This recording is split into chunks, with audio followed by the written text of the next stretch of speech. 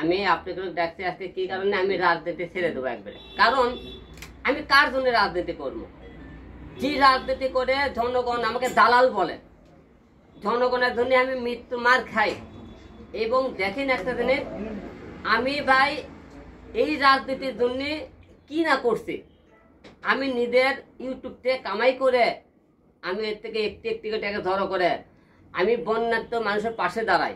আমি তো রাজনীতি করতাম তাহলে আমার এলাকায় মনে করেন লোকজনের কাছে খালি বন্যা দাঁড়াইতাম। আমি সারা বাংলাদেশের মানুষকে ভালোবাসি, যেখানে অন্যায় হয় সেখানে আমি হিরো আলম যাই। এই ছাত্র আন্দোলনের মধ্যে আপনি দেখেছেন আমি মানুষের পাশে, ছাত্রদের পাশে ছিলাম কিনা? ছিলাম না। তবে আমি আপনাদের কাছে আজকে একটা কথা বলতেছি ভাই, আমি খুব গরিব ঘরের সন্তান, আমি বাপ মায়ের একমাত্র সন্তান। আমার ভাই পরিবারে আমি ছাড়া কেউ নাই। আমি তো কোর্টে মারা যাই, আমার পরিবার ভাই না খেয়ে মরবে। কারণ আমি সে আচার বিক্রি করতে বিক্রি থেকে আজকে হিরো আলম এত দূর আইছি, আমাকে কেউ আনেনি। আমি রাজনীতি ভালোবাসি না, রাজনীতি করি না। আমি কিন্তু কোনো দলের হয়ে কাজ করি না, আমি সততার ভাষায় মানুষের পাশে দাঁড়িয়ে করি। আমি যদি বাইসাত মারা যায় ভাই, আমার পরিবারের আমার মাকে দেখার মতো কেউ নাই। আমি এই রাজনীতি করে কি করবো বলেন? কার জন্য রাজনীতি করবো? যে রাজনীতিকে মানুষ দালাল বলে, মানুষ উন্নয়ন করে না। আমি এই রাজনীতি চাই না ভাই, তাই আমি রাজনীতি ছেড়ে দিব। আমি রাজনীতির করবো না। অনেকেই আমাকে অনেক রকম কথা বলতেছেন, অনেকে গালি দিচ্ছেন, আমি দালালি করতেছি। আমি ভাই আপনার কাছে ডাকতেছি, আমি জীবনে রাজনীতি করবো না। কারণ আমি কষ্ট করে কামাই করে মানুষের পাশে দাঁড়াইছি, আমার এটা অপরাধ। আমি 70 পথে কথা বলছি, অপরাধ। বিএনপির লোকেরা অন্যায় করলে কেউ নাই। আমার সামনে ভাই আমাকে যেদিন মারধর করে, আমি তখন মেডিকেলে ছিলাম, বিএনপির লোক মিজান নামে লোক একটা কুপিয়ে মারছে আমাকে মহস্থান এলাকায়। সেখান থেকে তার পাশে আর একটা লোক ছিল, সেই লোক মনে করে বাসে তাকে মেডিকেলে বিএনপি লোক তা কুপিয়ে কুপিয়ে মারছে ভাই। বিএনপির লোকেরা আমাকে বগুড়া মেডিকেলে। তাহলে একটা দল ক্ষমতা আসেনি, তারা কুপিয়ে মারতেছে তারা। তাহলে তারা দেশের দল ক্ষমতাটা আসলে কি হবে? আজকে দেখেন বিভিন্ন জায়গা বিএনপি যখন ক্ষমতা করলো, মাছের বাজার, তারপরে মনে করেন রাস্তার মনে করেন স্টার টেকা বিভিন্ন জায়গায় সে চাঁদা জোর করে গেছে। আজকে বিএনপি চলে যাওয়ার পরে সেই জায়গাগুলো তারা দখল করছে। মাছের বাজার আওয়ামী লীগ চলে যাওয়ার পরে বিএনপি সেই আমাকে মাছের বাজার, ফুটপাটের জায়গা, তারপরে মানে যার যে বিল্ডিং ছিল মুখে সাহেব আওয়ামী লীগ দিলে দাও, সেগুলো তারা দখল করছে। তাহলে আপনারা বলেন দেশ স্বাধীন হচ্ছে কোন জায়গা?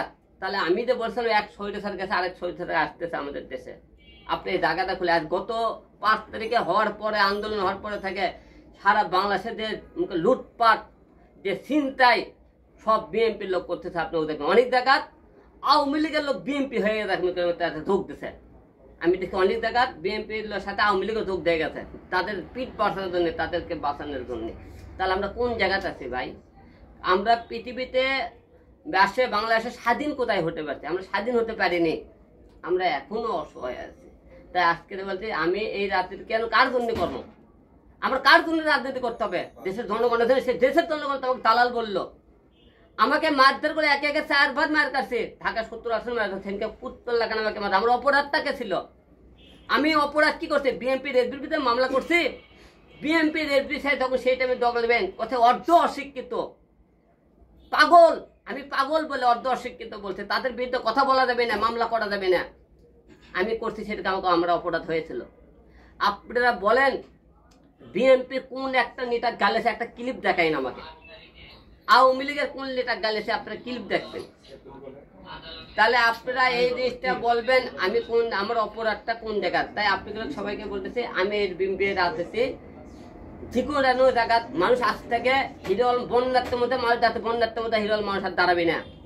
আমার সামনে কেউ মারা গেলে আমি চাই থেকে দেখবো। কারণ কি জানেন, আমাকে যতবার মারছেন বিএনপি সেনকে যতক্ষণ মারছে পুলিশ ছিল, ওটি পুলিশ কিন্তু উপর থেকে আমাকে মারামারি দেখছে। ওটি আদালতের পাওনে নিচে পক্ষে 4-500 লোক দাঁড়িয়ে দাঁড়িয়ে দেখছে। যে দেশে 8-10 জন ছেলে পেলে আমাকে পুতলার পাঠির মতো মারে, মানুষ আগতে আসে না, সেই দেশে মানুষের জন্য আর উপকার করার দরকার নাই। আমার রক্ত গামলা টাকা নিয়ে মানুষের বিয়ন্নতের পাশে দাঁড়ানোর দরকার নাই। আমি দাঁড়াতে চাই না কারো বিরুদ্ধে। কেউ মলেও আমি আর দেখবো না আমার সামনে। কারণ কি জানেন, এখন আমার মরে গেলে আমার পরিবার একটু ভাত পাবে না, আমার তো বৌসল না খেয়ে থাকবে। তাহলে আমি তাদেরকে দেখবো, মানুষকে দেখবো কেন? প্রতিবাদ করার দরকার নাই। কারণ এই রাজনীতি একতরফা। যখন আপনি বিএনপি ক্ষমতা, বিএনপি রাজত্ব, আওয়ামী লীগ ক্ষমতা, রাজত্ব ক্ষমতায় জনসাধারণের কোনো মূল্য নাই, আমরা মূল্যায়ন পাইনি, ভবিষ্যতে পাবো না। এই জন্য আজকে বললাম আপনাকে ডাকতে, আমি এই রাজনীতি ছেড়ে দিলাম এবং মানুষ অসহায় মানুষের পাশে দাঁড়া ছেড়ে দিলাম। অন্যায় করলে প্রতিবাদ হিরো মাছ থেকে বুবু হয়ে যাবে, কথা বলবে না। আলম ভাই, বিএনপির কেন্দ্রীয়